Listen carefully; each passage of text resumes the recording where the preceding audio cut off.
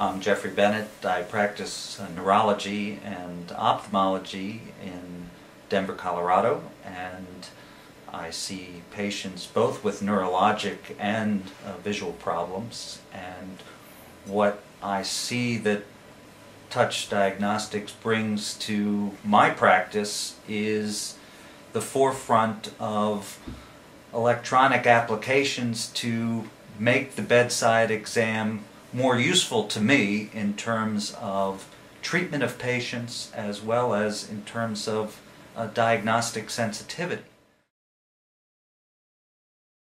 The OKN Plus allows me to adjust not only the speed of the optokinetic tape but the contrast sensitivity and the frequency in order to make it as sensitive as possible for eliciting the reaction that I need to get. Do I have a diagnostic problem or not?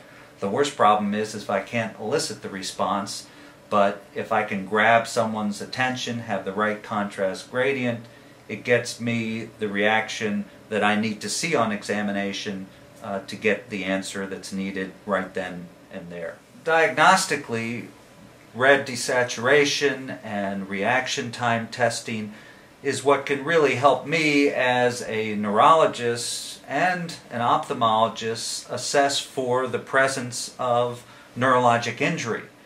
When it's looking at a reaction time that's diminished to convince me that there is injury to the motor pathways, to be able to diagnose an optic neuropathy by both the patient's subjective sense of red desaturation, but also to be able to make fine adjustments to the application itself to increase the diagnostic sensitivity, helps me to not only make the diagnosis but quantify the extent of impairment.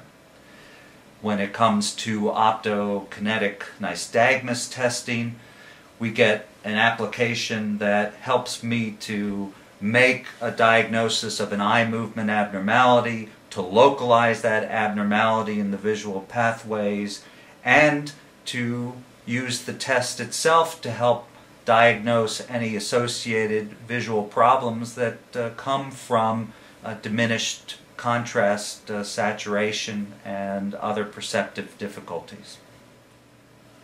What I like is that touch diagnostics has taken advantage of all features of the iPhone to improve diagnostic capabilities.